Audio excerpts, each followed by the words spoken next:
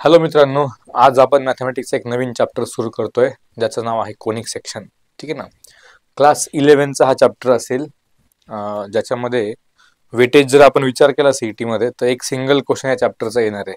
याच वर्षी हा चॅप्टर इंट्रोड्यूस झालाय सीईटी सिलेबस मध्ये.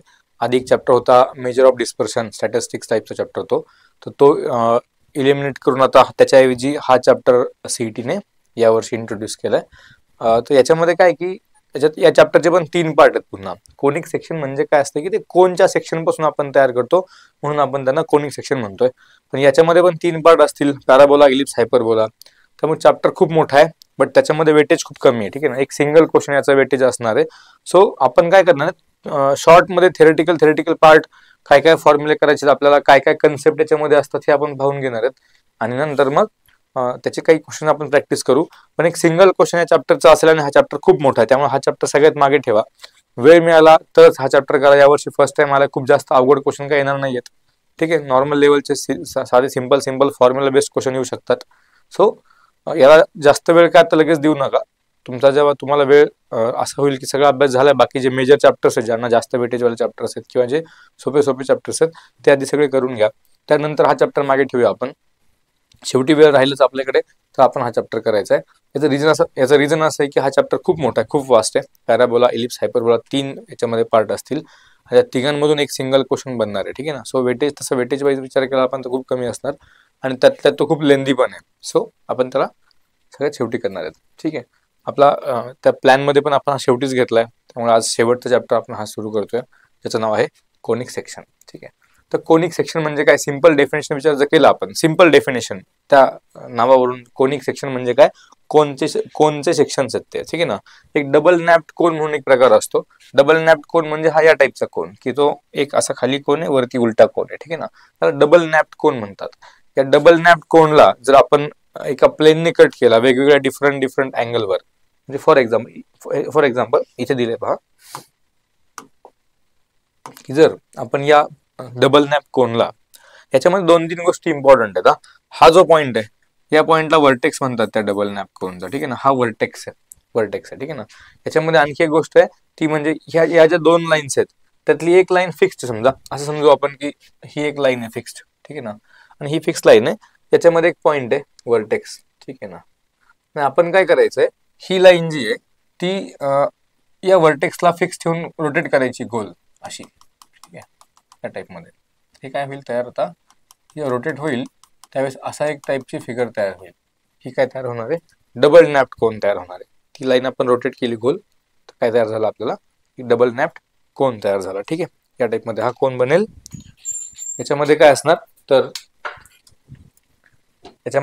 तर तो जो सेंटर पॉइंट आहे, त्या पॉइंटला आपण म्हणणार आहोत वर्टेक्स. आणि ही जी लाईन आपण रोटेट करतोय, या लाईनला म्हणतात जनरेटर. हिला रोटेट केलं आपण, त्या लाईनला काय म्हणायचंय, ती जनरेटर आहे. ठीक आहे ना. तर या टाईप मध्ये हा कोन तयार होईल. आता या कोनला जर अशा एका प्लेनने कट केलं, जो प्लेन एकदम त्या याला पॅरलल आहे. ठीक आहे ना. हा जो सर्कल तयार झाला खाली, त्याचा बेस त्याला पॅरलल प्लेन आहे एकदम. ठीक आहे. म्हणजे तो एकदम परपेंडिक्युलरली कट करतो या कोनला, तिथे काय तयार होईल, एक सर्कल तयार होईल. ठीक आहे. तर हाच जो प्लेन आहे तो थोडा इन्क्लाइंड केला आपण, असं स्ट्रेट कट न करता त्याला थोडासा इन्क्लाइंड कट केला आपण त्या कोन सोबत. ठीक आहे. तो जो प्लेन तो कोनला असा इन्क्लाइंड कट केला. बट इन्क्लाइंड म्हणजेच काय, ही जी जनरेटरची लाईन आहे, या लाईनला पॅरलल आहे तो प्लेन. ठीक आहे ना. आपण एक अँगलवर त्याला इन्क्लाइंड करतोय, बट तो किती इन्क्लाइंड करायचा आहे, तर जनरेटरला पॅरलल ठेवायचा आहे. असं जर केलं तर हा एक शेप तयार होईल आपल्याकडे. या शेपला काय म्हणतात, पॅराबोला म्हणतात. ठीक आहे ना. आपण त्याला एकदम असा पॅरलल कट केला तर सर्कल मिळणार, त्याच्यावरती सर्कल मिळणार गोल, त्या कोनचा कट झालेला, बरोबर की नाही. एका अँगलवरती कट केलं, असा अँगल आहे ज्याच्यासोबत काय आहे की ती जी जनरेटरची लाईन आहे ती पॅरलल आहे, तर काय मिळणार आपल्याला, तर मिळेल पॅराबोला. ठीक आहे ना. पुढची कंडिशन पहा, जर तो प्लेन इन्क्लाइंड आहे बट तो जनरेटरला पॅरलल नाही. आता ही जी लाईन आहे जनरेटरची, कुठली पण एक, त्यातल्या कुठल्याच लाईनला तो पॅरलल नाही प्लेन, बट तो इन्क्लाइंड अँगलवर काहीतरी आहे.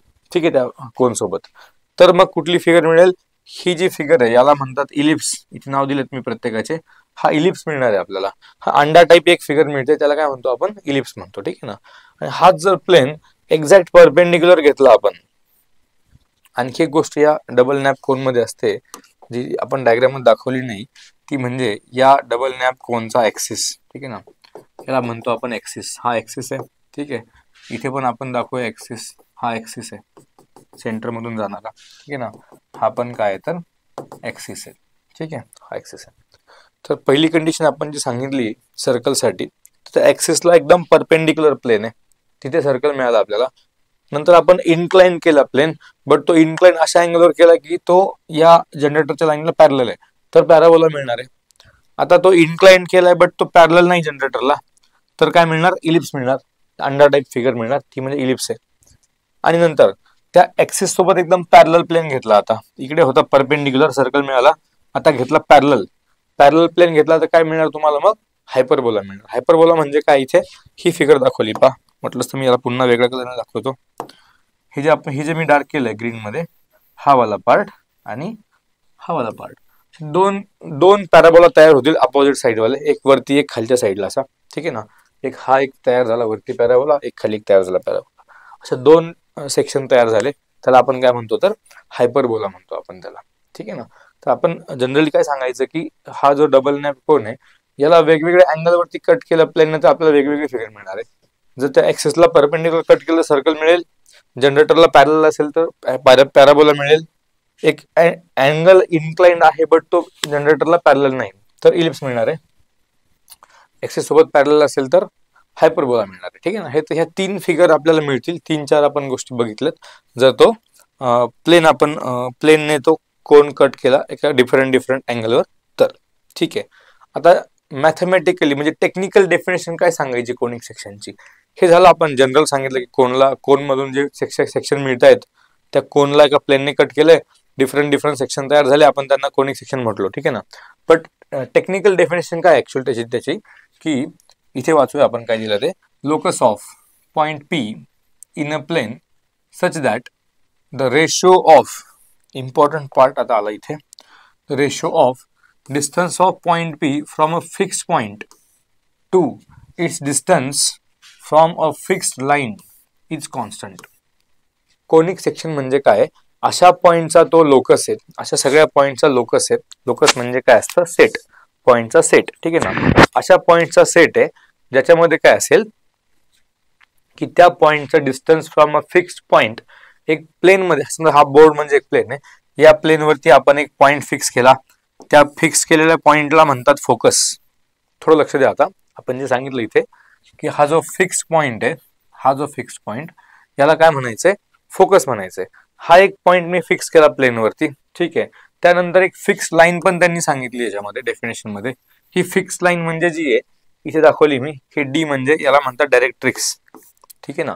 तर दोन गोष्टी इम्पॉर्टंट झाल्यात आपल्यासाठी, एक तर एक फिक्स पॉइंट प्लेन मध्ये त्याला म्हणायचं फोकस, एक फिक्स लाईन आहे त्या लाईनला म्हणायचं डायरेक्ट्रिक्स, ठीक आहे ना. हा फोकस, ही लाईन म्हणजे व्हर्टिकल लाईन म्हणजे काय, डायरेक्ट्रिक्स आहे. मग आता आपण कोनिक सेक्शन म्हणजे काय सांगतो, काय डिफाइन करतो आपण, लोकस ऑफ पॉइंट पी, अशा पॉइंट पी चा लोकस, हा जो पॉइंट पी दाखवलाय या पॉइंट पी चा लोकस, अशा सगळे पॉइंट्स म्हणजे अशा सगळ्या पॉइंटचा सेट, ज्याच्यामध्ये काय होईल, ratio of distance of point P from fix point, म्हणजे या फिक्स पॉइंट पासून म्हणजेच या फोकस पासून या पॉइंट पी चं डिस्टन्स म्हणजे एस पी, हे डिस्टन्स टू, रेशो कोणासोबत, to its distance from a fixed line. Fix line म्हणजे कोण आहे, डायरेक्ट्रिक्स आहे. तर हा जो पॉइंट आहे त्याला यम म्हटलोय आपण, तर हे जे एम पी एम डिस्टन्स आहे, हे डिस्टन्स यांचा जो रेशो बनणार म्हणजे एका फिक्स पॉइंट पासून त्या पॉइंट पी चं डिस्टन्स आणि एका फिक्स लाईन पासून त्या पॉइंट पी चं डिस्टन्स, यांचा जर रेशो तुम्ही बनवलात, इथे आपण काय दाखवलं ते एस पी आणि पीएम दाखवलंय. हा फोकस म्हणजे यस, लक्षात ठेवा प्रत्येक कोनिक मध्ये फोकस यस असणार आहे. तो पॉइंट जो डायरेक्ट्रिक्स लाईन आहे त्या लाईनवरचा जो पॉइंट आहे जिथे हे डिस्टन्स आपण सांगणार परपेंडिक्युलर, तो पॉइंट एम आहे. तर S P upon P M हा रेशो जो आहे तो जर कॉन्स्टंट राहत असेल, तर असे सगळे पॉइंट्स ज्या पॉइंटसाठी हा रेशो कॉन्स्टंट राहणार आहे त्या सगळ्यांचा लोकसला आपण काय म्हणतो, कोनिक सेक्शन म्हणतो, ठीक आहे ना. याच्यामध्ये काय, हा जो कॉन्स्टंट सांगतोय रेशिओ आपण, त्या कॉन्स्टंट रेशिओलाच काय लिहितात इथे, काय लिहितात म्हणजे ई लिहितात. ई म्हणजे काय तर eccentricity of that conic. E म्हणजे काय असेल, इसेंट्रिसिटी ऑफ दॅट कोनिक. ईला काय म्हणायचं, इसेंट्रिसिटी म्हणायचं, ठीक आहे. तर म्हणजेच काय झालं, हा जो रेशिओ असेल आता S P upon PM, S P म्हणजे त्या पॉइंट पी चा डिस्टन्स फ्रॉम फोकस, पीएम म्हणजे त्या पॉइंट पी चा डिस्टन्स फ्रॉम डायरेक्ट्रिक्स. यांचा रेशो ऑलवेज कॉन्स्टंट असेल आणि त्या रेशोलाच काय म्हणायचंय, इसेंट्रिसिटी म्हणायचं, ईने रिप्रेझेंट करायचं. ठीक आहे, हा झाला पहिला पार्ट. आता ओके, या कोनिक मध्ये आपण 3 सेक्शन बघितले इम्पॉर्टंट. सर्कल ऑलरेडी आपण चॅप्टर सर्कल शिकलोय ऑलरेडी. आता राहिलाय पॅराबोला, इलिप्स आणि हायपरबोला. मग परत मागच्या डायग्राम मध्ये चला, इथे काय काय तयार केलं आपण. एकतर बनवलं आपण इथे सर्कल झाला ऑलरेडी शिकून. आता आपला पॅराबोला बनवला इथे. हो कुठे गेला हा पॅराबोला, हा इलिप्स आणि हा हायपरबोला. या 3 गोष्टी आता आपल्याला शिकायच्यात पुन्हा या चॅप्टर मध्ये, पॅराबोला, इलिप्स आणि हायपरबोला. ठीक आहे, त्याच्यामध्ये काय होईल, ही जी इसेंट्रिसिटी बनते ना, आता आपण जो रेशो सांगतो SP/PM, याच्या व्हॅल्यूवरून ठरणार की तो जो कोनिक बनेल तो पॅराबोला असेल की इलिप्स असेल की हायपरबोला असेल. ठीक आहे, तर हा सगळ्यात इम्पॉर्टंट पार्ट. आता इथून जे ह्या बॉक्स मध्ये तयार केलाय मी, हा सगळ्यात इम्पॉर्टंट पार्ट आहे की जर तो जो हा आहे, काय म्हणतो आपण त्याला, ई वाला, ई म्हणजे इसेंट्रिसिटी, याची जर व्हॅल्यू, ओहो काय झालं, याची जर व्हॅल्यू 1 असेल, 1, तर आपण काय सांगायचं की तो जो कोनिक तयार होईल ज्याच्यामध्ये हा रेशो 1 असेल, तो कोनिक काय बनणार आहे, पॅराबोला बनणार आहे. जर तो रेशो म्हणजे ई ची व्हॅल्यू 0 आणि 1 च्या मध्ये असेल, 1 पेक्षा छोटी आहे 0 पेक्षा मोठी आहे अशी जर असेल, तर मग आपण त्याला काय सांगायचं, इलिप्स सांगायचा. तो काय बनणार आहे, इलिप्स बनणार आहे. आणि जर ती जी व्हॅल्यू आहे ई ची व्हॅल्यू ही जर 1 पेक्षा ग्रेटर झाली, 1 पेक्षा ग्रेटर असेल, तर तिथे काय बनणार, मग हायपरबोला बनणार. ठीक आहे ना. तर हे 3 कन्सेप्ट आहेत. याच्यावर डिपेंड आहे, ईच्या व्हॅल्यूवर म्हणजे इसेंट्रिसिटीच्या व्हॅल्यूवर डिपेंड आहे की तो कोनिक पॅराबोला असेल, इलिप्स असेल की हायपरबोला असेल. इसेंट्रिसिटी 1 असेल तर पॅराबोला, लेस दॅन 1 0 पेक्षा मोठी असेल ऑलवेज तर इलिप्स असणार, ग्रेटर दॅन 1 असेल तर मात्र हायपरबोला असणार. ठीक आहे ना. या 3 गोष्टी लक्षात ठेवायच्यात. इसेंट्रिसिटीच्या व्हॅल्यूवरून आपण कोनिक डिफाईन करू शकतो कुठला कोनिक आहे. ठीक आहे, तर सगळ्यात पहिला जो कोनिक बघायचा आपल्याला तो म्हणजे पॅराबोला आहे. ठीक आहे, तर पॅराबोला मध्ये आपण काय सांगितलं, ई ची व्हॅल्यू इक्वल्स टू 1 असणार आहे. ई 1 असणार आहे म्हणजेच काय झालं, SP/PM हा रेशो 1 असणार आहे. म्हणजेच काय असेल, SP आणि PM इक्वल असेल. म्हणजे हा जो पॉइंट आहे P, या पॉइंट पासून एका फिक्स पॉइंटचा डिस्टन्स म्हणजे हे हा फोकस, हा SP, आणि याच पॉइंट पासून एका फिक्स लाईनचा डिस्टन्स PM, हे 2 डिस्टन्स जे असतील ते काय असतील, ऑलवेज इक्वल असतील. जर हे 2 डिस्टन्स इक्वल असतील तर आपण काय सांगायचंय, तो जो कोनिक तयार होईल त्या पॉइंटचा लोकस जो बनेल तो काय बनणार आहे, पॅराबोला बनणार आहे.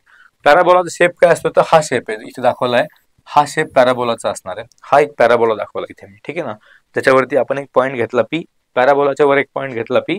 या P पॉइंट पासून हा एक्स ऍक्सिस, हा वाय ऍक्सिस, त्या पॅराबोलाच्या आतमध्ये ऍक्सिस वरती एक पॉइंट आहे, त्याला फोकस म्हणायचे.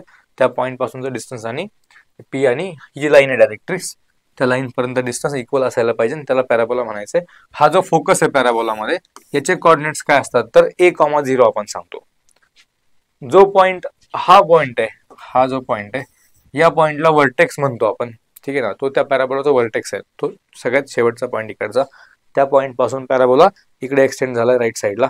तर तो जो पॉइंट आहे, या पॉइंटला काय म्हणायचं, वर्टेक्स ऑफ पॅराबोला म्हणायचं. ठीक आहे ना. मग वर्टेक्स आणि फोकस एकाच लाईन वरती असतील ऑलवेज, कधी पण पॅराबोलाच्या.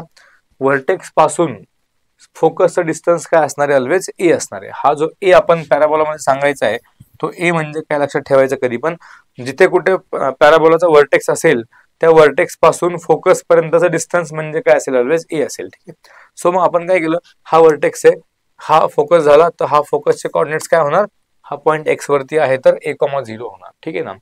मग हा एक पॉइंट P आहे, X,Y माहित नाही काय तो, पण त्याचा डिस्टन्स फ्रॉम डायरेक्ट्रिक्स आणि डिस्टन्स फ्रॉम फोकस काय असणार, ऑलवेज इक्वल असणार. इथे आता जर हा पॉइंट वर्टेक्सचा विचार केला आपण, तो वर्टेक्स सुद्धा पॅराबोलावरच पॉइंट आहे, पॅराबोलाचाच पॉइंट असणार ना वर्टेक्स. मग त्या पॉइंट पासून फोकसचं डिस्टन्स आणि त्या पॉइंट पासून डायरेक्ट्रिक्सचं डिस्टन्स हे पण इक्वल असायला पाहिजे. मग या पॉइंट पासून आपण फोकसचं डिस्टन्स काय सांगितलंय, A सांगितलंय, तर इकडे पण काय असायला पाहिजे, डायरेक्ट्रिक्स पर्यंत डिस्टन्स काय असायला पाहिजे, तर Aच असायला पाहिजे. तो फक्त मायनस मध्ये असेल, निगेटिव्ह A असेल तो. ठीक आहे, राईट साईडला पॉझिटिव्ह आहे, लेफ्ट साईडला निगेटिव्ह आहे, या टाइप मध्ये बनेल. म्हणून मग डायरेक्ट्रिक्सचं इक्वेशन काय तयार झालं, X equals to minus A. Equation of directrix काय तयार झालं, X equals to minus A. फोकसचे कोऑर्डिनेट्स काय असतील, A,0. इथे वर्टेक्स काय 0,0 आणि इक्वेशन ऑफ डायरेक्ट्रिक्स काय बनणार, मग जर फोकस तिकडे A ला असेल तर डायरेक्ट्रिक्स इकडे मायनस A ला असणार आहे, म्हणजे X equals to minus A झालं. ठीक आहे. हे सगळं आपण जर कन्सिडर केलं तर हा जो पॅराबोला दाखवलाय मी, हा एक राईट साईडला फेसिंग वाला पॅराबोला आहे, ज्याचा वर्टेक्स ओरिजिनला आहे आणि तो इकडे पॉझिटिव्ह X सोबत ओपन झालेला आहे. तर याचं इक्वेशन काय बनणार स्टँडर्ड, हे इक्वेशन याचं बनणार आहे, y² इक्वल्स टू 4ax. ठीक आहे, हे लक्षात ठेवायचंय. सगळ्यात जास्त इम्पॉर्टंट हे इक्वेशन आहे. हा स्टँडर्ड फॉर्म आहे पॅराबोलाचा. हाच आपण भरपूर ठिकाणी वापरतो. ठीक आहे ना, y square equals to 4x. याचा मिनिंग काय की इथे वायचा स्क्वेअर आहे, इथे x ची पॉवर 1 आहे. आपण काय सांगायचं कधी पण पॅराबोलाच्या इक्वेशन मध्ये ज्या व्हेरिएबलची पॉवर 1 आहे त्या एक्सेस सोबत तो पॅराबोला सिमेट्रिक असेल. इथे कोणाची पॉवर 1 आहे, तर दोन व्हेरिएबल आहेत ना, एक्स आणि वाय. एक्स ची पॉवर 1 आहे म्हणजे हा पॅराबोला एक्स सोबत सिमेट्रिक असणार. पहिली गोष्ट पॉझिटिव्ह आहे सगळं हे. Y square equals to positive 4x. Positive असेल तर एक्सच्या पॉझिटिव्ह साईडला सिमेट्रिक, म्हणजे एक्स सोबत गेला दोन्ही साईडला सेम सेम होत. जर हे निगेटिव्ह असतं तर आपण काय केलं असतं, पॅराबोला इकडे काढला असता निगेटिव्ह साईडला एक्सच्या. ठीक आहे ना, आपण हे नंतर पुन्हा पुढे अजून बघायचंय की पॅराबोलाचे अदर फॉर्म्स काय काय येते. पण सध्या हे लक्षात ठेवा, स्टँडर्ड फॉर्म हा आहे. राईट साईडला फेसिंग वाला पॅराबोला ज्याचा व्हर्टेक्स 0 0 असेल, फोकस a,0 असेल आणि डायरेक्ट्रिक्सचं equation x equals to -a असेल. इक्वेशन काय आहे पॅराबोलाचं, y square equals to 4ax. ठीक आहे, चलो पुढे जायचं आपल्याला लगेच. हा पुन्हा एकदा पॅराबोला दाखवला. आता याच्यामध्ये काही कन्सेप्ट बघू आपण काय काय येते. सगळ्यात पहिले काय सांगायचं, फोकल डिस्टन्स. फोकल डिस्टन्स म्हणजे काय असेल तर एक कुठला पण पॉईंट आपण पॅराबोलावरती घेतला असेल तर त्या पॉईंटचा डिस्टन्स फ्रॉम फोकस, कुठला पण एक पॉईंट त्या पॉईंटचा distance from focus is focal distance. ठीक आहे ना, हा जो पॉईंट पी आहे इथे एक्स वाय, या पॉईंटचा डिस्टन्स फ्रॉम एस हे म्हणजे काय, हे फोकल डिस्टन्स आहे. लक्षात घ्या आता, हे फोकल डिस्टन्स याला म्हणतो आपण किंवा फोकल. ठीक आहे ना, हे फोकल डिस्टन्स आहे. हे कसं फाइंड करायचं, आपण आता पॅराबोलामध्ये आहेत ना, पॅराबोलामध्ये एसपी आणि पीएम इक्वल असतंय. एसपी म्हणजेच पीएम आहे, पण पीएम म्हणजे काय, बट हा तर ओरिजिन आहे, वाय ऍक्सिस. इथून एक्स कॉर्डिनेट या पॉईंट पी चा x1 आहे, म्हणजे हे डिस्टन्स इथून इथपर्यंत डिस्टन्स किती आहे, x1 डिस्टन्स आहे, बरोबर की नाही. आणि याचं equation x equals to -a असते. म्हणजे इथून मागे डिस्टन्स किती असणार आहे, हे वाला a असणार आहे. फोकस असतो आपला a,0 ला. डायरेक्ट्रिक्स पण काय असतो मग, व्हर्टेक्स पासून a डिस्टन्स मागे असतोय. म्हणजे मग हे पीएम जे डिस्टन्स आहे ते काय बनणार आहे, हा x1 आणि प्लस हा a. सो आपण फोकल डिस्टन्स जे एसपी सांगणार आहेत, एसपी आणि पीएम इक्वल आहे आपल्याकडे. एसपी आपण नाही काढू शकत, बट आपण पीएम डायरेक्ट सांगू शकतो की x1 प्लस a असणार. म्हणजे तो पॉईंट पी असेल x1, y1, तर त्या पॉईंट पी चा फोकल डिस्टन्स काय असणार, x1 प्लस a असणार. सो फोकल डिस्टन्सचा फॉर्म्युला काय झाला, x1 प्लस e झाला. ठीक आहे, हा एक कन्सेप्ट इम्पॉर्टंट. दुसरा इम्पॉर्टंट कन्सेप्ट आहे लेटस रेक्टम. आता लेटस रेक्टम म्हणजे काय ना, की 2-3 गोष्टी लक्षात घ्या. सर्कलमध्ये कॉर्ड आपण शिकलोय, कुठले पण 2 पॉईंट कनेक्ट करणारी लाईन म्हणजे कॉर्ड असते सर्कलमध्ये.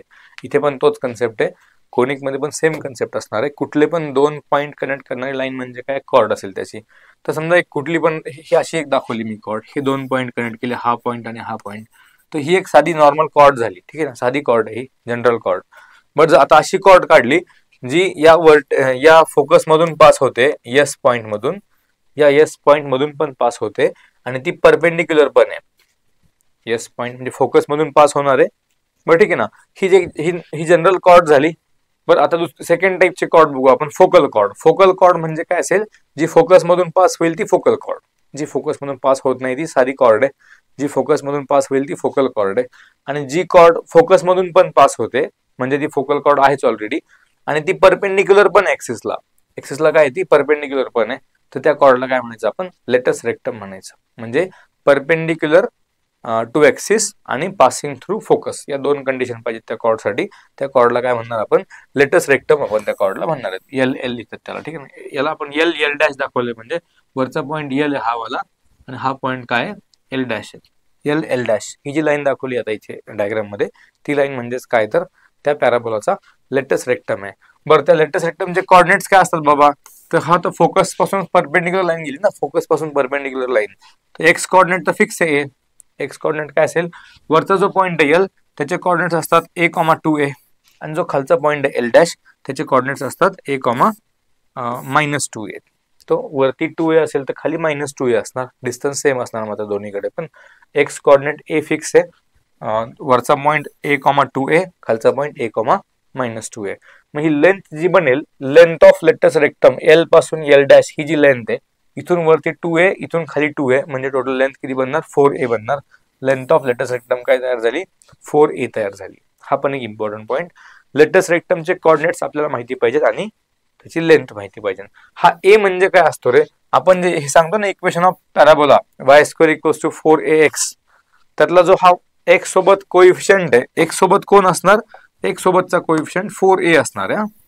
बट त्यातला ए पाहिजे आपल्याला, त्याला 4 ने डिवाइड करायचे, म्हणजे एक्सचा जो कोइफिशियंट असेल त्याला 4 ने डिवाइड केलं की ए मिळणार. आणि तो ए म्हणजे काय असतोय, तो ए म्हणजे वर्टेक्स टू फोकस डिस्टन्स असते. ठीक आहे ना. सो हे लेटेस्ट रेक्टमचे कोऑर्डिनेट्स आणि हे त्याचं लेंथ, ही त्याची लेंथ ऑफ लेटेस्ट रेक्टम. ठीक आहे, चलो पुढे जायचं आता.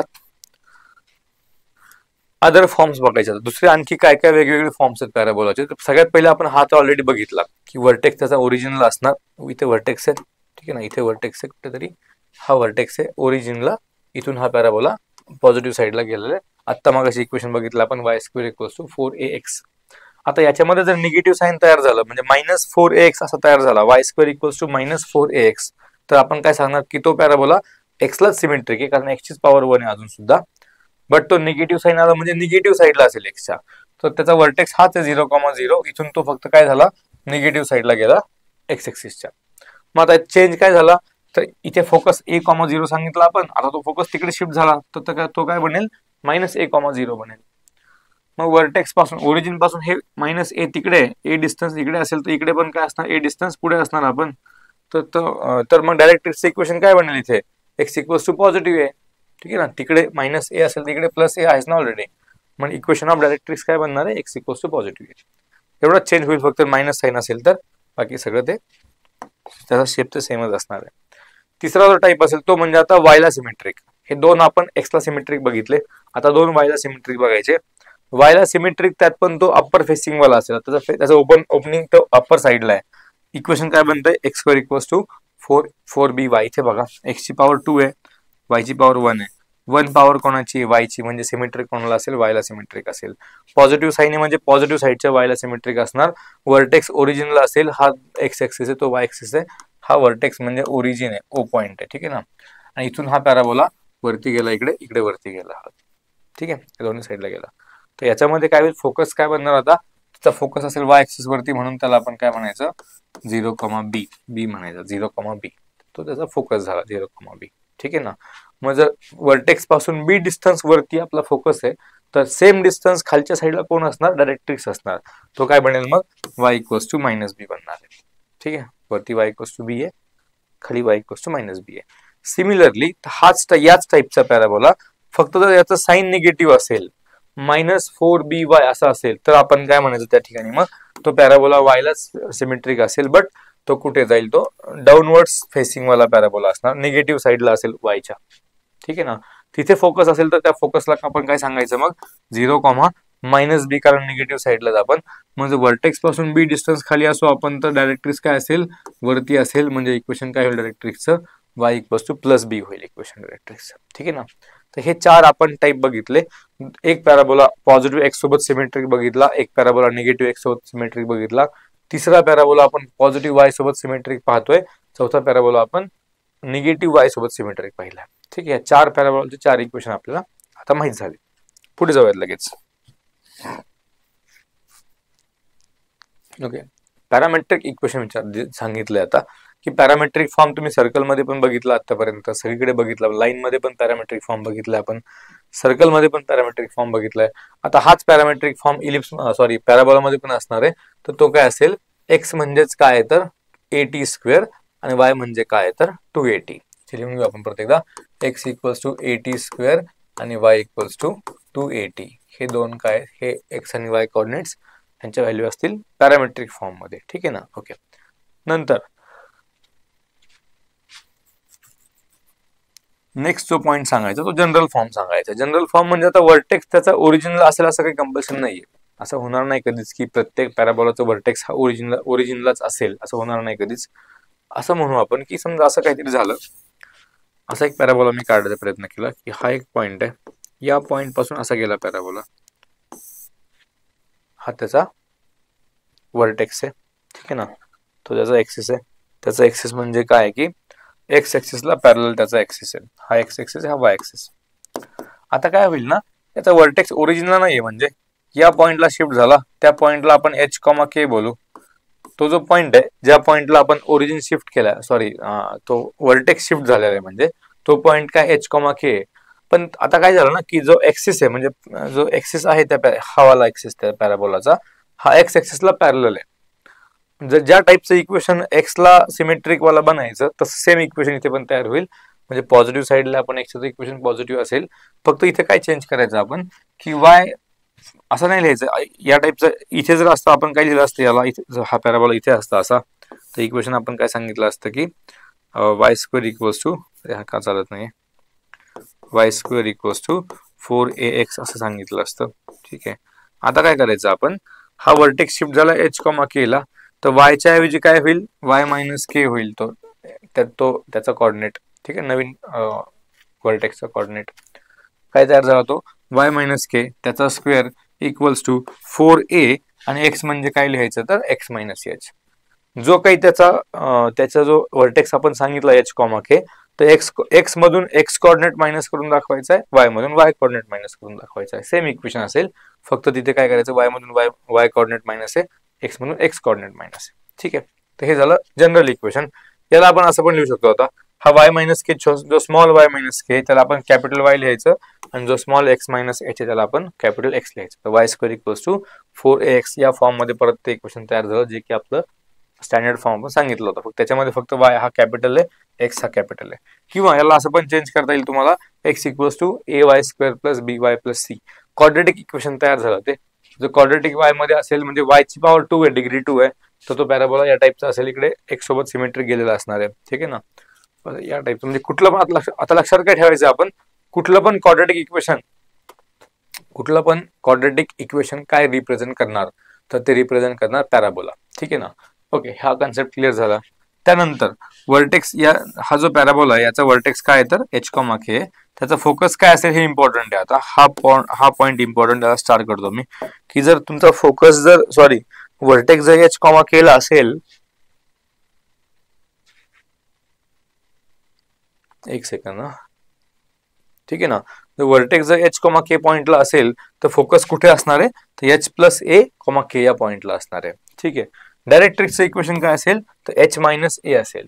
फोकस एच प्लस के ला असेल, एच प्लस ए ला असेल, तर डायरेक्ट्रिक्स एच मायनस ए ला असणार. ठीक आहे. हे इम्पॉर्टंट आहे. एच पासून बघा ना, इथे तुम्हाला मागाशी काय सांगितलं मी, की ए म्हणजे काय असणार, ऑलवेज आपला वर्टेक्स आणि तो हा फोकस यांच्यामधला डिस्टन्स आहे. जर हा वर्टेक्स आहे आणि हा जर फोकस असेल एस, तर यांच्यातला डिस्टन्स ए असणार आहे. मग इथपर्यंत ऑलरेडी एक्स कॉर्डिनेट एच आहे, आणि पुढे ए म्हणजे हा एक एस जो आहे, याचा कॉर्डिनेट काय झाले, एक्स कॉर्डिनेट काय झाला, इथून इथपर्यंत ऑलरेडी एच आहे, आणि आणखी पुढे ए आलो आपण, म्हणजे एच प्लस ए आलो ऑलरेडी एक्स एक्सिस वरती, आणि वाय वरती सेम डिस्टन्स आहे के. हा काय होईल, तुमचा फोकस तयार होईल. ठीक आहे ना. मग फोकस जर एच प्लस ए ला असेल, तर डायरेक्ट्रिक्स कुठे असेल, एच मायनस ए ला असेल. ठीक आहे. हे झालं तुमचा एक जनरल फॉर्म तयार झाला. स्टँडर्ड फॉर्म बघितला होता आपण, नंतर आपण जनरल फॉर्म सांगितलाय. कुठला पण क्वाड्रेटिक इक्वेशन असेल ते काय रिप्रेझेंट करणार, ऑलवेज पॅराबोला रिप्रेझेंट करणार. त्याच्यानंतर पुढे आता इक्वेशन ऑफ टँजंट पण बनवायचं आपल्याला. सर्कलमध्ये काय झालं, हे सर्कलमध्ये पण बघितलं आपण इक्वेशन ऑफ टँजंट. इथे पण आपल्याला इक्वेशन ऑफ टँजंट शिकायचंय.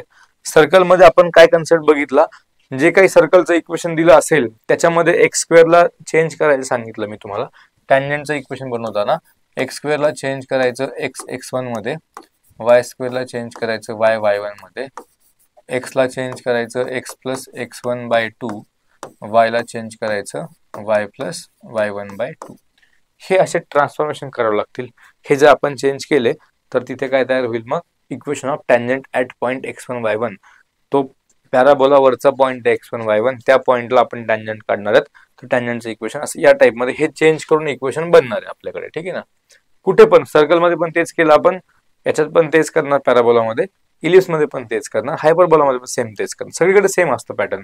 सगळ्यांमध्ये इक्वेशन ऑफ टँजंट बनवताना हे एवढे चेंज करून घ्यायचे. मग आता आपल्याकडे इक्वेशन काय पॅराबोलाचं, हे वाला इक्वेशन आहे, Y square equals to 4ax.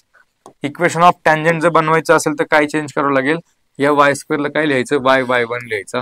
नंतर हा 4ax म्हणजे काय आपण लिहिणार, x प्लस x1/2. तर हा 2 4 ला कट करेल, 2a राहील म्हणजे, आणि खालचा तो 2 गेला तर काय तयार झालं, 2a into x plus x1. म्हणजे आता इक्वेशन ऑफ टँजंट काय तयार झालं, तर Y square equals to 4ax असा तुमचा पॅराबोला होता. वाय स्क्वेअरला आपण चेंज केलं y1 ने, एक्सला आपण चेंज केलं x प्लस x1/2.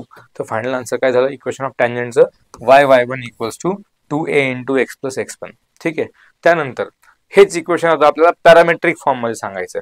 पॅरामीटर आपण काय सांगितले मगाशी आपण सांगितलं x म्हणजे 80 स्क्वेअर असतं बाबांनो, y म्हणजे काय असतं तर 280 असतं. मग इथे जो y1 आहे हा, इथे जो x1 आहे, यांच्याऐवजी आपण कोण यूज करायचे, x1 आणि y1 च्या ऐवजी हे दोन पॉईंट यूज करायचे, पॅरामेट्रिक फॉर्म यूज करायचं. तर x म्हणजेच 80 स्क्वेअर आहे, y म्हणजेच 280 आहे. तर इथे काय होईल, y1 म्हणजे काय झालं, y सोबत इथे 280 तयार झाला. हा 2a आणि हा 2a दोन्ही साईडला कॅन्सल होऊन जाईल. तिकडचा 2a गेला, इकडचा पण 2a गेला, इथे फक्त y इंटू टी राहिला. तिकडे आतमध्ये x प्लस x1 म्हणजे काय घ्यायचं, 80 स्क्वेअर. सो फायनल इक्वेशन काय तयार होईल, हे पॅरामेट्रिक फॉर्म मध्ये equation of tangent yt equals to x plus 80 square. सोपं आहे. हे कसं येणार ते पण तुम्हाला सांगतो साईड बाय साईड. मी शॉर्ट मध्ये लक्षात ठेवायचं फक्त काय होणार ते. ठीक आहे, चलो पुढे जायचं. आता आपल्याला नेक्स्ट पॉईंट बघायचा आहे, कंडिशन ऑफ टँजन्सी. समजा एक तुम्हाला लाईन दिली आहे y equals to mx plus c आणि एक सांगितला पॅराबोला. असं विचारलं की ही लाईन या पॅराबोलाला टँजंट आहे की नाही चेक करायचं. कंडिशन शोधावी लागेल काहीतरी, की ती कंडिशन सॅटिस्फाय झाली तर आपण म्हणणार की ती टँजंट आहे, नाही झाली तर टँजंट नाहीये. ठीक आहे ना. तर कंडिशन काय साठी, की तो जो सी आहे, हा जो y इंटरसेप्ट असतो लाईन मधला, तो इक्वल्स टू या पॅराबोला मधला a आणि या लाईनचा स्लोप m यांचा रेशो. हे दोन जर इक्वल झाले c आणि a अपॉन m, जर c equals to a upon m मिळालं आपल्याला, तर आपण काय सांगणार, ही जी लाईन आहे ही लाईन त्या पॅराबोलाला टँजंट आहे. ठीक आहे ना. म्हणजे हे काय सांगू, याला काय म्हणतो आपण, कंडिशन म्हणतो आपण, कंडिशन ऑफ टँजन्सी. हे टँजंट असण्याची कंडिशन, एखादी लाईन त्या पॅराबोलाला टँजंट असण्याची कंडिशन आहे. ठीक आहे, कंडिशन ऑफ टँजन्सी. बरं, त्यानंतर पॉइंट ऑफ इंटरसेक्शन. जर ती लाईन टँजंट असेल तर त्या लाईनचा आणि पॅराबोलाचा पॉइंट ऑफ इंटरसेक्शन काय असणार, तर तो काय असणार, a upon m square comma 2a upon m, a upon m square comma 2a upon m. ठीक आहे ना. तर हे काय असेल, हा पॉइंट ऑफ इंटरसेक्शन असेल. हे तुम्हाला लक्षात ठेवायचं, पाठ करायचं. हे condition of tangency a upon c equals to a upon m, point of contact a upon m square comma 2a upon m. ठीक आहे. त्यानंतर इक्वेशन ऑफ टँजंट काय बनेल, मग ही लाईन म्हणजे टँजंट सांगितले ना आपण, चेक केलं तर c म्हणजे a अपॉन m आहे. तर लाईनचं इक्वेशन काय बनेल, टँजंटचं इक्वेशन काय बनेल, y equals to mx plus c upon a upon m. c म्हणजेच a अपॉन m आहे. ठीक आहे, ह्यात काय वेगळं नाही केलं आपण. तर हे झालं सगळं. आता पॅराबोला आणि त्याच्या टँजंट बद्दल झालं सगळं. हे त्याचे टँजंट म्हणजे काय ते. पुढचा जो पार्ट आहे तो सुरू करायचा आपल्याला, इलिप्सचा पार्ट. ठीक आहे. तर हे थोडंसं आपण पॅराबोला 1-2 मिनिट व्हिडिओ पॉज करायचा आहे आणि जे काय फॉर्म्युले आपण आतापर्यंत बघितले ते सगळे रिवाइज करायचे. तुमच्याकडे बुक पण असेल, बुक पण समोर उघडून बसा, त्यात पण सगळे फॉर्म्युले चेक करा. ते पॅराबोलाचे इक्वेशन्स काय काय असतात ते पाहायचं, त्यांचे फोकस कुठे आहेत, इक्वेशन ऑफ डायरेक्ट्रिक्स काय आहेत, त्यानंतर टँजंटचं इक्वेशन काय आहे, पॅरामेट्रिक फॉर्म मध्ये काय आहे. ठीक आहे. आणि कंडिशन ऑफ टँजन्सी काय, पॉइंट ऑफ इंटरसेक्शन काय, या सगळ्या गोष्टी पाहून घ्या पटकन. त्यानंतर आपण इलिप्स सुरू करूया. पॅराबोला आपण बघितलाय, तुम्ही त्याचे फॉर्म्युले रिवाइज केले असतीलच. का सांगितलं मी, काय होतं ना की बऱ्याच वेळा हे पॅराबोलाचे फॉर्म्युले, इलिप्सचे फॉर्म्युले हे सगळं मिक्स होऊन कन्फ्युजन वाढतं. त्याच्यामुळे एकदा पॅराबोलाचे सगळे फॉर्म्युले पाहून घ्या म्हटलं. ठीक आहे. आता इलिप्स मध्ये बघू काय काय ते. इलिप्स साठी आपण डेफिनेशन सुरुवातीला बघितली. इलिप्स म्हणजे काय असेल, की ज्याच्यामध्ये हा जो ई आपण सांगतो, इसेंट्रिसिटी वाला ई, याची व्हॅल्यू काय असायला पाहिजे, 0 आणि 1 च्या मध्ये असायला पाहिजे. SP अपॉन PM हे जे आहे, कुठला पण एक पॉईंट P आहे आपल्याकडे प्लेन मध्ये, त्या P पॉईंटचा distance from a fix point focus आणि त्याच P पॉईंटचा distance from a fix line directrix, या दोन गोष्टींपासून जे डिस्टन्स आपण सांगणार त्यांचा जो रेशो आपण सांगतो इसेंट्रिसिटी, ई म्हणजे इसेंट्रिसिटी, तर तो इसेंट्रिसिटीची व्हॅल्यू काय असायला पाहिजे, 0 आणि 1 च्या मध्ये असायला पाहिजे. एक्झॅक्ट 1 असेल तर तो पॅराबोला बनतो, आपण याच्या आधीच बघितलंय. जर 0 आणि 1 च्या मध्ये येत असेल ही व्हॅल्यू, ई वाली व्हॅल्यू, तो रेशो, तर आपण त्याला काय म्हणायचंय, इलिप्स म्हणायचंय. ठीक आहे ना. इथे काय होईल, ही डायग्राम दाखवली इलिप्सची कशी बनते ती. हा तुमचा y ऍक्सिस आहे. ठीक आहे. इथे आपल्याकडे x ऍक्सिस आहे. हा आपला ओरिजिन आहे 0,0. तो जो ओरिजिन आहे त्या ओरिजिनला आता आपण सेंटर ऑफ इलिप्स म्हणणार आहेत. हा जो इलिप्स मी इथे काढलाय, या इलिप्सचा सेंटर कोण आहे, तर तो ओरिजिन आहे. ठीक आहे ना. आता इलिप्स मध्ये काय झालं, की जसं पॅराबोला मध्ये आपण सांगितलं की तो पॅराबोलाची डायग्राम काढली व त्याचा वर्टेक्स होता. आता इथे वर्टेक्स किती असतील, वर्टेक्स म्हणजे काय असतं जनरली, की तो जो कर्व आहे किंवा तो जो कोनिक आहे तो ऍक्सिसला कुठे कट करणार, तो पॉइंट इज वर्टेक्स. ठीक आहे. सो इथे लक्ष द्या, की हा जो पॉइंट आहे, या पॉइंटला काय केलं त्या कोनिकने, ऍक्सिसला कट केलंय, या पॉइंटला पण केलंय कट इथे पुन्हा, हा पण एक व्हर्टेक्स आहे, तो पण एक व्हर्टेक्स आहे, इथे एक व्हर्टेक्स तयार झाला, इथे एक व्हर्टेक्स तयार झाला, 4 व्हर्टेक्स तयार झाले म्हणजे. तर हा जर तुमचा ओरिजिन आहे, की आपण काय सांगतो, इकडचा जो व्हर्टेक्स आहे, ए पॉइंट सांगितलाय, A,0 दिला त्याला, त्याचे कोऑर्डिनेट्स. या ए डॅश या पॉइंटला, दुसऱ्या व्हर्टेक्सला ए डॅश बोललोय आपण, त्याचे कोऑर्डिनेट्स -A,0 सांगितलेत. वरती जो पॉइंट आहे तो बी पॉइंट, त्याचे कोऑर्डिनेट्स 0,B. खाली जो पॉइंट आहे तो व्हर्टेक्स, त्याला बी डॅश म्हणूया, इथे हा बी डॅश आहे, तो वरचा बी आणि हा ओहो ओहो काय झालं याला, येस बी डॅश, हा काय असेल 0,-B. तो वरती असेल 0,B, हा असेल 0,-B. हे 4 व्हर्टेक्स इलिप्सला असतील, ठीक आहे ना. एक सेंटर आहे हो 0,0 ओरिजिन, आणि हे 4 व्हर्टेक्स झाले A,0, -A,0, 0,B, -0,B. बरं, हा जो एक्सिस आहे आता ए पासून ए डॅश, या एक्सिसला आपण सांगतो त्याचा मेजर एक्सिस. या इलिप्सचा मेजर एक्सिस काय असेल, तर हा जो एक्सिस तयार झालाय हा असेल मेजर एक्सिस, आणि हा असेल मायनर एक्सिस, ठीक आहे ना. म्हणजे असं कोणी बोललं आता की मेजर एक्सिस काय इलिप्सचा, तर तो ए डॅश हा इलिप्सचा मेजर एक्सिस आहे, आणि हा त्याचा मायनर एक्सिस आहे. याच्यामध्ये पण फोकस हा कन्सेप्ट असणार आहे, पण आता काय असेल ना की त्या सेंटरच्या 2 साईडला 2 फोकस असतील या इलिप्स मध्ये. म्हणजे इथे फोकस दाखवला एस, इथे दाखवला एस डॅश, 2 फोकस आपण दाखवणार इलिप्स मध्ये, एक असेल एस, एक असेल एस डॅश, एस डॅश, एक सेंटरच्या लेफ्टला, एक सेंटरच्या राईटला, ठीक आहे. ओके, एक पॉइंट पण घेतला आपण इलिप्स वरती, पॉइंट पी. पण डेफिनेशन काय की या पॉइंट पीचं डिस्टन्स फ्रॉम फोकस आणि या पॉइंट पीचं डिस्टन्स फ्रॉम डायरेक्ट्रिक्स. मग ही एक लाईन दाखवली आपण डायरेक्ट्रिक्स वाली, ही डायरेक्ट्रिक्स आहे, हे पण आपलं काय असेल डायरेक्ट्रिक्स. दोन्ही साईडला 2 असतील डायरेक्ट्रिक्स, हा डी डॅश म्हणू, हा डी आहे, ठीक आहे. हे 2 डायरेक्ट्रिक्स आपल्याकडे आहेत म्हणजे, ठीक आहे. 2 फोकस आहेत, 2 डायरेक्ट्रिक्स आहेत. मग एका पॉइंटचा डिस्टन्स फ्रॉम फोकस टू त्या पॉइंटचा डिस्टन्स फ्रॉम डायरेक्ट्रिक्स, हा जो रेशिओ आहे तो ई असेल, आणि हा ई इथे काय असायला पाहिजे, 0 आणि 1च्या मध्ये असायला पाहिजे, तर तो इलिप्स बनणार आहे, ठीक आहे. हा साधा कन्सेप्ट आहे. त्यानंतर आता हा जो फोकस आपण सांगतो, या फोकसचे कोऑर्डिनेट्स काय असतील, तर ते असतील AE,0, जो राईट साईडचा फोकस दिसतोय माझ्या राईट साईडला म्हणजे जो आहे तो, हा AE,0 आहे. आणि जो लेफ्टला असेल तो काय असेल आपोआपच मग -AE,0 असेल, ठीक आहे ना. राईटचा जर AE,0 सेम डिस्टन्स वरती लेफ्टला पण असणार, तर तो -AE,0. म्हणजे फोकसचे जे कोऑर्डिनेट्स आहेत ते हे झाले आता तयार, AE,0 आणि -AE,0. फोकस हा एक्स एक्सिस वरती असणार आहे, जो याचा मेजर एक्सिस आहे, मेजर एक्सिस वरती फोकस असतील, ठीक आहे ना. ओके, त्यानंतर डायरेक्ट्रिक्सचं इक्वेशन. तर हा जो डायरेक्ट्रिक्स आहे इकडचा, याला आपण सांगणार x = A/E. जर हा ओरिजिन पासून राईटला A/E असेल, तर जो सेकंड डायरेक्ट्रिक्स आहे त्याचं इक्वेशन काय बनणार, -A/E. इक्वेशन ऑफ डायरेक्ट्रिक्स काय बनतील, एक बनेल x = A/E, दुसरा बनेल x = -A/E, ठीक आहे. या महत्वाच्या गोष्टी इलिप्स मध्ये असणार आहेत. त्यानंतर लेटस रेक्टम म्हणजे काय असतं हे पण आपण ऑलरेडी बघितलं होतं. लेटस रेक्टम म्हणजे काय असतं, की अशी कॉर्ड, फोकल कॉर्ड जी फोकस मधून पास होणार आणि त्या ऍक्सिसला परपेंडिक्युलर पण असेल. म्हणजे इथे दाखवलंय मी, हा एल आणि एल डॅश हे 2 जे पॉइंट्स कनेक्ट करणारी लाईन आहे, ही म्हणजेच काय असेल तर ती याची काय आहे, फोकल कॉर्ड आहे, ठीक आहे ना. सॉरी, लेटस रेक्टम आहे, हे लेटस रेक्टम आहे. तर लेटस रेक्टम मध्ये काय सांगतो आपण, की एल एल डॅश हे जे लेटस रेक्टम आहे यांचे आपल्याला कोऑर्डिनेट्स पण काय आहेत ते बघायचे, बट इथे दाखवलं नाही मी आताच, ते नेक्स्ट पेज वरती बघू आपण काय ते. पण लक्षात घ्या की लेटस रेक्टम म्हणजे काय असणार, जो कन्सेप्ट पॅराबोला मध्ये होता तोच कन्सेप्ट इलिप्स मध्ये पण आहे, सेम कन्सेप्ट हायपरबोला मध्ये पण आहे. की लेटस रेक्टम म्हणजे काय असेल, की फोकस मधून पास होणारी म्हणजे फोकल कॉर्ड, पण जी ऍक्सिसला परपेंडिक्युलर आहे, ठीक आहे. इकडे एक असेल लेटस रेक्टम, इकडे पण असेल एक लेटस रेक्टम, 2 लेटस रेक्टम तयार होतील, ठीक आहे. चलो, एक इम्पॉर्टंट पॉईंट इथे स्टार्ट करून ठेवायचा आहे मला, तो म्हणजे काय, की आता 2 फोकस आपल्याकडे आहेत, एक एस आणि एक एस डॅश. जर एक पॉईंट घेतला पी, तर याच्यात तुम्हाला असं विचारलं की फोकल डिस्टन्स काय आहे, तर आपण फोकल डिस्टन्स म्हणजे काय सांगतो, त्या पॉईंटचा distance from focus.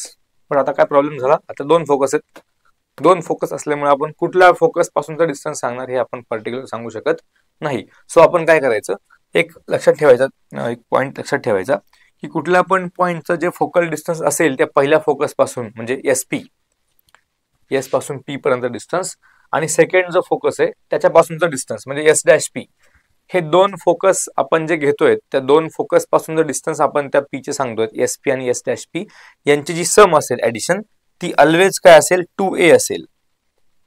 S P plus S dash P एका पॉइंटचं focal distance from first focus plus second focus, या दोघांची सम काय असणार आहे ऑलवेज 2a असणार आहे.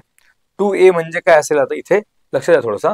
2a म्हणजे काय तर लेंथ ऑफ मेजर ऍक्सिस आहे. आपला मेजर ऍक्सिस काय सांगितलं आपण, हा सांगितला ना मोठावाला ऍक्सिस, त्याची लेंथ काय 0 पासून इकडे a, 0 पासून इकडे पण a, तिकडे a0 इकडे मायनस a0, ही जी लेंथ आहे ती काय असेल a डॅश, ही लेंथ काय ऑलवेज 2a. म्हणून काय सांगायचं आपण की तो जो कुठला पण पॉईंट आपण घेतला इलिप्स वरती, तर त्या इलिप्सच्या पॉईंटचं डिस्टन्स फ्रॉम फर्स्ट फोकस आणि इलिप्सच्या पॉईंटचं डिस्टन्स फ्रॉम सेकंड फोकस यांची सम काय असणार ऑलवेज 2a म्हणजेच लेंथ ऑफ मेजर ऍक्सिस असणार. हा इम्पॉर्टंट पॉईंट आहे, ठीक आहे ना. चलो पुढे जायचं आता आपल्याला. आणखी काय काय याच्यामध्ये असेल ते पाहायचं इलिप्स मध्ये. तर इक्वेशन आपण अजून तयार केलंच नाही. इक्वेशन काय असेल पहा आता इलिप्सचं. इक्वेशन जे पण इलिप्सचं इक्वेशन ते या फॉर्म मध्ये x² + a² + y² / b² = 1. याच्यामध्ये काय असणार आहे ए आणि बी काय आपण ऑलरेडी सांगितलंय. ए आणि बी डायग्राम मध्ये सांगितले होते आपण. ए म्हणजेच काय तर हे हाफ मेजर ऍक्सिस म्हणजे ए, समजा हा डिस्टन्स म्हणजे ए, मेजर ऍक्सिसचा हाफ पार्ट आहे. आणि बी म्हणजे काय तर मायनर ऍक्सिसचा हाफ आहे हा बी, ठीक आहे. वरती जो आहे तो बी आहे. म्हणजे हे जे मेजर ऍक्सिसची लेंथ आहे याचा हाफ म्हणजे ए, मायनर ऍक्सिसची लेंथ त्याचा हाफ म्हणजे बी असेल, ठीक आहे ना.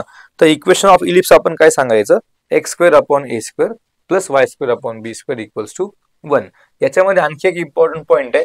हे जे इक्वेशन आहे आपण सांगतो ते याच्यातला हा जो b² आहे. आता इथे इम्पॉर्टंट गोष्ट लक्षात घ्या, हा जो इलिप्स आहे याच्यामध्ये a > b आहे. पहिली गोष्ट सगळ्यात इम्पॉर्टंटची गोष्ट आहे. जो इलिप्स आपण आता डायग्राम मध्ये पण बघितला आणि इथे जो इक्वेशन आपण त्याचं सांगतोय याच्यामध्ये इथे बघा ना, डायग्राम मध्ये पण जाऊ परत आपण मागे. ए जो आहे ए हा तर 2a, हा मेजर ऍक्सिस हा मायनर ऍक्सिस आहे ना. तर ए ही जी लेंथ आहे ती बी पेक्षा ग्रेटर आहे, मोठी आहे. म्हणजे a > b आपल्याकडे कंडिशन आहे. आणि त्या कंडिशन साठी आपण इक्वेशन ऑफ इलिप्स बनवलं x² / a² + y² / b² = 1. याच्यामध्ये जो b² सांगतोय आपण त्यासाठी आपल्याकडे आणखी एक फॉर्म्युला आहे. b² म्हणजे काय तर a² × 1 - e². ई म्हणजे इसेंट्रिसिटी, ठीक आहे ना. याला सिम्प्लिफाय केलं आपण. लक्षात घ्या की हा a > b वाला इलिप्स आहे आणि याच्यामध्ये b² म्हणजे काय तर a² × 1 - e². त्याला सिम्प्लिफाय करू आता आपण. b² = a² मल्टिप्लाय करून दिला आतमध्ये, तर a² - a² e² तयार झालं. आता a² e² इकडे शिफ्ट केला प्लस साईडला, b² तिकडे शिफ्ट केला मायनस साईडला, तर a² e² म्हणजे काय तयार होतोय a² - b². हे इम्पॉर्टंट पार्ट आहे आपल्यासाठी. काय इम्पॉर्टंट पार्ट आहे की आपण मगाशी बघितले फोकसचे आपण कोऑर्डिनेट सांगितले. पुन्हा डायग्राम मध्ये जावं लागेल. फोकसचे आपण सांगितले कोऑर्डिनेट्स. काय सांगितलं इथे आपण ae, 0 आणि -ae, 0. म्हणजे ae हा जो पॉइंट आहे तो आपल्यासाठी इम्पॉर्टंट आहे, तो आपल्याला फाइंड करावा लागणार कुठून तरी. तर आपण हा जो फॉर्म्युला सांगितला आता त्या फॉर्म्युल्यामधून हा जो b² चा फॉर्म्युला सांगितला, b² म्हणजेच a² × 1 - e². इथून याला जर सिम्प्लिफाय जर केलं तर इथून a² e² ची व्हॅल्यू काढू शकतोय, म्हणजेच ae ची व्हॅल्यू काढू शकतोय. हे रूट मध्ये जाईल a² - b². ae ची व्हॅल्यू काय असणार आता √a² - e². हा ae कुठे कामाला येईल तर तो फोकसच्या कोऑर्डिनेट मध्ये कामाला येईल. कारण एका फोकसचे कोऑर्डिनेट्स ae, 0, सेकंड फोकसचे कोऑर्डिनेट्स -ae, 0 असतात. सो हे काय होईल की हा ae आपल्याला तिकडे कामाला येणार आहे, म्हणून आपण तो फाइंड केला, ठीक आहे. ओके.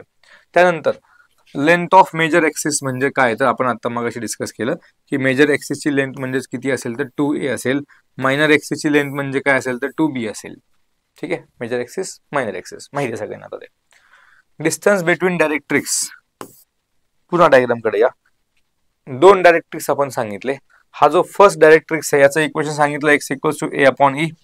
सेकंड जो डायरेक्ट्रिक्स आहे त्याचं इक्वेशन आपण सांगितलं x = -a/e. म्हणजे दोन डायरेक्ट्रिक्स मधलं जे डिस्टन्स असेल ते काय असेल 2 टाइम्स a/e. इकडे a/e तिकडे पण a/e. म्हणजेच डिस्टन्स बिटवीन डायरेक्ट्रिक्स हे काय असणार आहे आपल्याकडे 2a/e, ठीक आहे. a/e राईटला, a/e लेफ्टला. ओके. त्यानंतर लेटस रेक्टम, ठीक आहे. पॅराबोला मध्ये पण आपण लेटस रेक्टम सांगितलं होतं. त्याचे कोऑर्डिनेट्स इम्पॉर्टंट आहेत, त्याची लेंथ इम्पॉर्टंट आहे. पॅराबोला मध्ये ती 4a असते, ठीक आहे ना. a, 2a, a, -2a आपण सांगतो कोऑर्डिनेट्स. इथे पण लेटस रेक्टमचे कोऑर्डिनेट्स इम्पॉर्टंट आहेत. इथे पण लेटस रेक्टमचे कोऑर्डिनेट्स इम्पॉर्टंट आहेत. ते काय असतील तर तो लेटस रेक्टम काय होतोय ना की त्या फोकस मधूनच जातोय, बरोबर ना. तर एक्स कोऑर्डिनेट तर सेमच राहणार आहे ae. आता वरचा आणि खालचा कोऑर्डिनेट फक्त बदलेल. तर तो काय घ्यायचा आहे, जो वरचा कोऑर्डिनेट आहे तो आपण घ्यायचा आहे ae, b² / a आणि खालचा कोऑर्डिनेट आपोआप काय बनेल मग A comma minus B square by A. ठीक आहे, तर लेटस रेक्टमचे जे कोऑर्डिनेट्स आहेत आपण ते सांगितले एंड पॉइंट्स लेटस रेक्टमचे A comma B square by A, आणि दुसरा जो असेल खालचा वाला तो A comma minus B square by A असणार आहे. ठीक आहे, मग असं जर असेल तर या लेटेस्ट रेक्टमची लेंथ काय असणार, मग length of latus rectum LLR म्हणतो आपण त्याला, लेंथ ऑफ लेटेस्ट रेक्टम हा काय असेल, लेटेस्ट रेक्टमची लेंथ काय असेल तर या दोघांची ऍडिशन म्हणजे 2b स्क्वेअर अपॉन ए असेल. इथे दाखवलंय LLR म्हणजेच काय असते तर लेंथ ऑफ लेटेस्ट रेक्टम असतंय. हा पण पॉइंट इम्पॉर्टंट आहे आपल्यासाठी. पॅराबोलामध्ये आपण 4a सांगितली, इथे किती असणार आहे ती 2b स्क्वेअर बाय ए, कारण एक लेटेस्ट रेक्टम वरती a square by B sorry B square by A आणि एक त्याचा coordinate y coordinate minus B square by A, वरती बी स्क्वेअर बाय ए खाली बी स्क्वेअर बाय म्हणजे 2b स्क्वेअर बाय ए ही त्याची लेंथ असेल, लेंथ ऑफ लेटेस्ट रेक्टम असेल. ठीक आहे, तर हा एक सुद्धा पॉईंट, हा पण पॉईंट इम्पॉर्टंट आहे आपल्यासाठी. प्रत्येक गोष्ट इम्पॉर्टंट आहेच म्हणते, बेसिक प्रत्येक गोष्टी आपल्याला माहिती असायला पाहिजेत.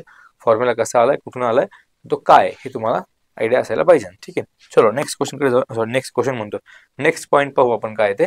तर पॅरामेट्रिक इक्वेशन, जसं आपण पॅराबोलामध्ये बघितलं, पॅराबोलाचं काय सांगितलं आपण parametric equation x equals to 80 square y equals to 280. ठीक आहे, इथे काय असेल ते x equals to a cos theta, किंवा सर्कल मध्ये काय बघितलं आपण, सर्कल पण एकदा रिमाइंड करा. सर्कल मध्ये काय होतं ते x equals to r cos theta y equals to r sin theta. इथे काय असेल x equals to a cos theta y equals to b sin theta. तिथे r असायचा a cos सोबत sin सोबत, x म्हणजे r cos थीटा y म्हणजे r sin theta. इथे काय असेल x म्हणजे a असेल cos थीटा सोबत आणि y म्हणजे काय असेल तर b sin थीटा असेल. ठीक आहे, या गोष्टी लक्षात ठेवाव्या लागतील. ओके, दुसरा जो फॉर्म आहे इलिप्सचा, आपण आता जो बघितला स्टँडर्ड फॉर्म बघितला की x square upon a square plus b y square upon b square equals to 1. याच्यामध्ये ए ग्रेटर दॅन बी होता. ए म्हणजे जो एक्स एक्सिस सोबत आहे मेजर एक्सिस तो मोठा होता बी पेक्षा, तर तो इलिप्स तयार झाला. सेकंड इलिप्स काय बनणार आहे, इक्वेशन सेम असेल x square by a square plus y square by b square equals to 1.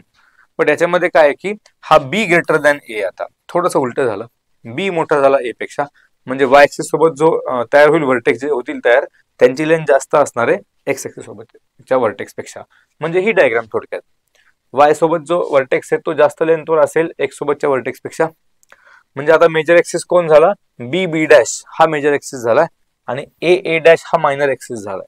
आता उलट, आता बदलल्या गोष्टी, सगळ्या उलट्या गोष्टी झाल्या. जो मेजर एक्सिस होता तो आता मायनर एक्सिस झालाय, जो होता मायनर एक्सिस तो आता मेजर एक्सिस झालाय. ठीक आहे ना, मग वर्टेक्सचे कोऑर्डिनेट्स तेच आहेत, a, 0 तिकडे मायनस a, 0 इकडे, वरती 0, b खाली मायनस 0, b. आता चेंज कोण होईल, आपला फोकस जे असतात ते काय असतात मेजर एक्सिस वरती असतात, तर या लाईन वरती जातील फोकस. तर पहिला फोकस काय सांगणार आपण, हा यस फोकस आहे पहिला वाला यस. ठीक आहे, याचे कोऑर्डिनेट्स काय असतील तर तिथे आपण AE, 0 सांगायचो, इथे काय करायचं 0, BE सांगायचंय. फर्स्ट फोकसचे कोऑर्डिनेट्स काय आपण सांगणार 0, BE. सेकंड फोकसचे कोऑर्डिनेट्स हा सेकंड फोकस एस डॅश, याचे आपोआपच काय असतील मग 0, BE. वरचा फोकस 0, BE, खालचा फोकस 0, BE. डायरेक्ट्रिक्सचं इक्वेशन काय बनेल तर वरती बनेल y equals to b upon e. पहिल्या इलिप्स साठी होतं a अपॉन ई. ठीक आहे ना, इथे काय b upon E. Second directrix काय बनणार आहे तर आपोआपच तो निगेटिव्ह साईडला आहे म्हणून तो मायनस बी अपॉन ई बनणार. वरचा प्लस मध्ये बी अपॉन ई, खालचा मायनस मध्ये बी अपॉन ई. ठीक आहे, या दोन गोष्टी. त्यानंतर याच्यामध्ये दुसरा जो फॉर्म्युला आपण सांगत होतो मगाशी, B square equals to A square into 1 minus E square. आता तो फॉर्म्युला बदलला, आता तो फॉर्म्युला बी स्क्वेअर साठी नाहीये, आता तो ए स्क्वेअर साठी आहे. जो एक्सिस छोटा त्यासोबत त्यासाठी तो फॉर्म्युला सांगायचा. मगाशी बी छोटा होता, बी स्क्वेअर साठी आपण फॉर्म्युला सांगितला. आता हा ए छोटा आहे म्हणून हा सेम फॉर्म्युला बट तो ए स्क्वेअर साठी असेल. ए स्क्वेअर म्हणजेच बी स्क्वेअर 1 मायनस ई स्क्वेअर. याला जर सिम्प्लिफाय केलं तुम्ही तर इथे काय बनेल मग पुन्हा एकदा हा बीई तुम्ही तयार करू शकता. बीई म्हणजे मला वाटतं रूट मध्ये तयार होईल बी स्क्वेअर मायनस ए स्क्वेअर. ठीक आहे ना, इथे काय तयार होईल ते बी स्क्वेअर मायनस ए स्क्वेअर तयार होईल.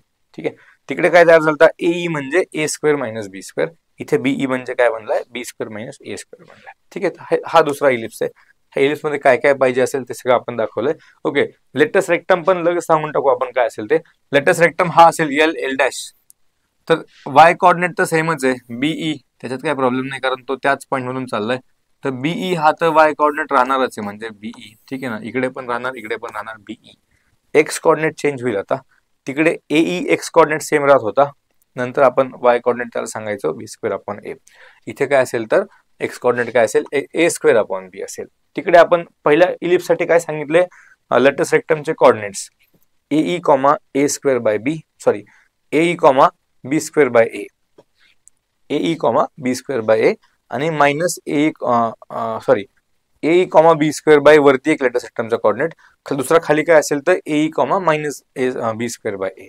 ठीक आहे, इथे काय असेल आता A square by B BE आणि minus A square by B BE. ठीक आहे, जो छोटा आहे तो वरती असणार A स्क्वेअर बाय बी, तिकडे B स्क्वेअर बाय ए होतं. तर इथे काय असेल लेटस रेक्टमचे कोऑर्डिनेट्स, एक असेल A square by B b e, दुसरा असेल minus A square by B b e. Length of latus rectum काय असणार, लेंथ ऑफ लेटस रेक्टम तर ती असेल L डॅश, इथून इकडे A स्क्वेअर बी, इथून इकडे A स्क्वेअर बी, म्हणजे काय असेल 2 times A square b. Length of latus rectum काय असणार आहे 2 टाइम्स A स्क्वेअर बी. पहिल्या इलिप्स साठी काय होते ती 2 times B square by A. ठीक आहे, हे उलट असणार आहे. हा एक पॉईंट झाला आता लेंथ ऑफ लेटस रेक्टम आणि लेटस रेक्टमचे कोऑर्डिनेट्स. त्यानंतर काय बघायचं टॅन्जंट. आता ठीक आहे, तोच कन्सेप्ट पुन्हा एकदा. टॅन्जंटचं इक्वेशन बनवायचं म्हणजे एक्स स्क्वेअरला रिप्लेस करायचं x1 ने, वाय स्क्वेअरला रिप्लेस करायचं y1 ने. एक्स असेल तर x plus x1 bye 2, Y असेल तर y प्लस y1 बाय 2. ठीक आहे, तर इलिप्सचं इक्वेशन काय असतं आपल्याकडे, असं असतं x square upon a square plus y square upon b square equals to 1. तर हा रिप्लेस होईल आणि हा रिप्लेस होईल. एक्सला काय लिहायचं x1, वायला काय लिहायचं तर y1. बाकी सगळं सेमच आहे. x1 upon a square plus y1 upon b square equals to 1. हे झालं equation of tangent at point x1 y1. या पॉइंटला जर टॅन्जंट तुम्हाला पाहिजे असेल इलिप्सच्या तर हे इक्वेशन ऑफ टॅन्जंट तयार झालं. त्यानंतर तेच इक्वेशन आता आपल्याला पॅरामेट्रिक फॉर्म मध्ये सांगायचं. Equation of tangent in parametric form सांगायचं. पॅरामेट्रिक फॉर्म काय सांगितलं आपण इलिप्सचा, x equals to a cos theta, y equals to b sin theta. तर इथे काय होईल x1 म्हणजे a cos थीटा लिहायचा तुम्ही, y1 म्हणजे b sin थीटा लिहायचा. तर एक a कट होईल, एक b कट होईल. फायनल आन्सर काय तयार झालं x cos theta upon a plus y sin theta upon b equals to 1. हे म्हणजेच काय इक्वेशन ऑफ टॅन्जंट सांगतोय आपण. टॅन्जंटचं इक्वेशन सांगतोय आपण in parametric form, x cos theta upon a plus y sin theta upon b equals to 1. ठीक आहे, हा झाला इक्वेशन ऑफ टॅन्जंट. आता कंडिशन पुन्हा इकडे, जसं आपण पॅराबोलामध्ये कंडिशन ऑफ टॅन्जन्सी बघितली आहे तसं इथे पण असेल कंडिशन ऑफ टॅन्जन्सी.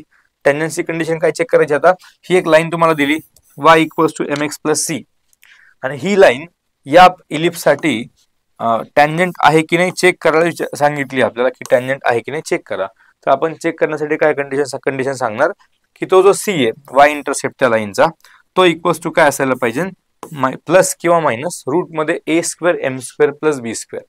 या म्हणजे त्या लाईनचा स्लोप आहे a आणि b आपण तिकडून घेणार, सॉरी इलिप्स मधून घेणार a स्क्वेअर b स्क्वेअर. ठीक आहे, मग जर त्या लाईनचा जो c आहे y इंटरसेप्ट तो जर square root of a square m square plus b square असा जर भेटला, c म्हणजे root of a square m square plus b square असा जर भेटला, तर आपण काय म्हणणार की ती जी लाईन गिवन आहे y equals to mx plus c, ही लाईन त्या इलिप्सला काय असणार आहे टॅन्जंट असणार आहे. हे जर प्रूव्ह झालं असं तर आपण काय सांगायचं की ही लाईन इलिप्सला काय असेल टॅन्जंट असेल.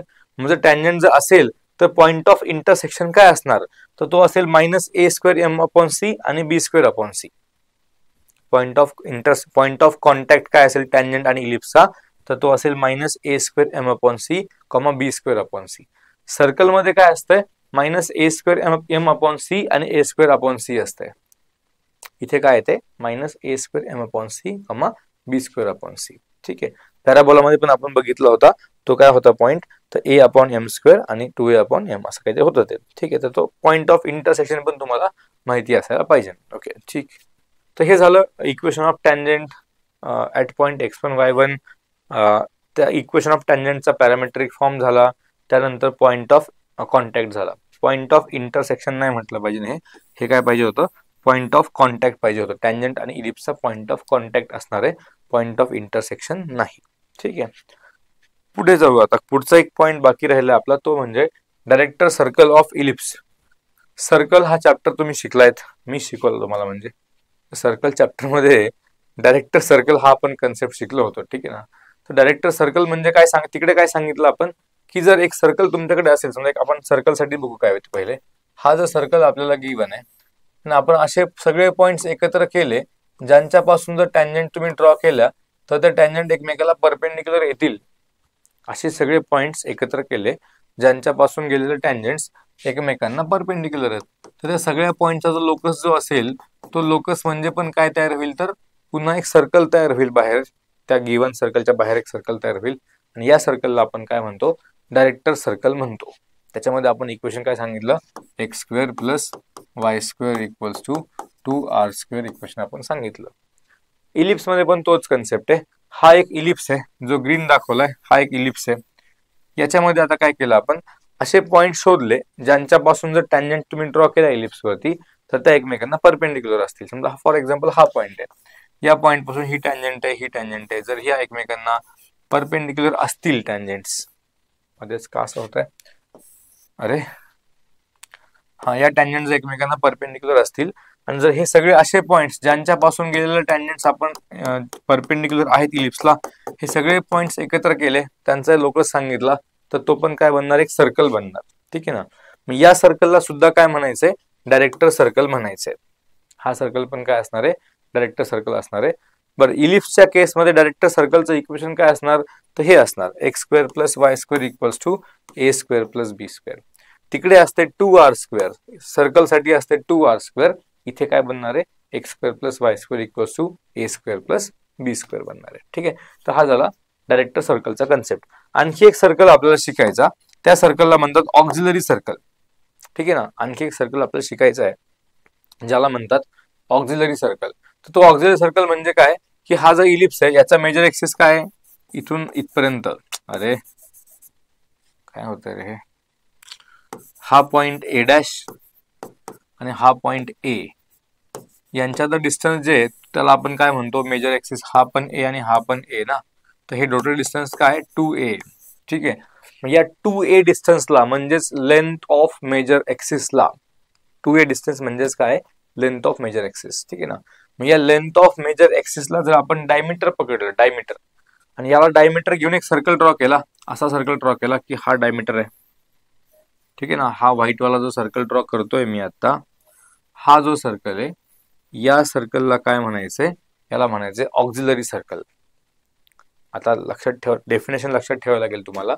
एक आहे डायरेक्टर सर्कल, दुसरं आहे ऑक्झिलरी सर्कल. डायरेक्टर सर्कल म्हणजे काय, अशा पॉइंटचा लोकस ज्यांच्यापासून जर आपण टँजंट्स ड्रॉ केला इलिप्स वरती तर त्या एकमेकांना परपेंडिक्युलर असतील, अशा सगळ्या पॉइंटचा लोकस म्हणजे काय असेल, डायरेक्टर सर्कल असेल. ठीक आहे ना. दुसरी गोष्ट आपण बघतोय ऑक्झिलरी सर्कल. ऑक्झिलरी सर्कल म्हणजे काय, असा सर्कल ज्याचा डायमीटर म्हणजेच लेंथ ऑफ मेजर एक्सिस आहे.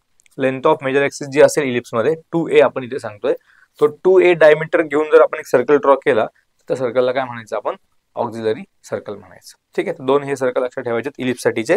डायरेक्टर सर्कल तो कन्सेप्ट ऑलरेडी, तो सेम कन्सेप्ट आपण सर्कल मध्ये शिकलोय ऑलरेडी, तोच कन्सेप्ट इकडे पण आहे. आणि सेकंड जो सर्कल होता तो काय, ऑक्झिलरी सर्कल आहे. ठीक आहे. सो इलिप्स, इथे इलिप्सचं पण संपलेलं सगळं पार्ट. हा इलिप्सचा जो कन्सेप्ट वाईज जो पार्ट आहे ज्याच्यामध्ये काय काय इलिप्सचे इक्वेशन आहेत, त्याचे टँजंटचे इक्वेशन आहेत, त्याचे फोकसचे कॉर्डिनेट्स, डायरेक्ट्रिक्सचे इक्वेशन्स, लेटस रेक्टमचे coordinates, length of latus rectum, equation of tangent, ते parametric form, equation of tangent in parametric form, त्याचा पॉईंट ऑफ कॉन्टॅक्ट, आणि त्यानंतर हे सगळ्या गोष्टी आपण बघितल्या, डायरेक्टर सर्कल आणि ऑक्झिलरी सर्कल. हे सगळं रिव्हिजन करायची आहे, म्हणजे हा चॅप्टर तुम्हाला बऱ्यापैकी सॉल्व्ह करता येईल. बऱ्यापैकी म्हणजे काय, याचा एकच क्वेश्चन असणार आहे, एक क्वेश्चन तुम्हाला सॉल्व्ह करायचा आहे. तर हे तुम्हाला बेसिक सगळं माहिती असायला पाहिजे. बेसिक गोष्टी काय काय असतात, काय काय कन्सेप्ट आहेत, आणि काय काय फॉर्म्युला याच्यामध्ये. फॉर्म्युला बेस्ड सिंपल, एकदम सिंपल फॉर्म्युला बेस्ड क्वेश्चन येणार आहे. जास्त अवघड क्वेश्चन या चॅप्टरचं काही येणार नाही. एक सिंगल क्वेश्चन एक्झाम मध्ये असेल. ठीक आहे ना. एका सिंगल क्वेश्चनचं वेटेज म्हणजे 2 मार्क्सचं वेटेज फक्त चॅप्टरला. थोडंसं हे रिवाइज करा आणि प्रॅक्टिस करा. ठीक आहे.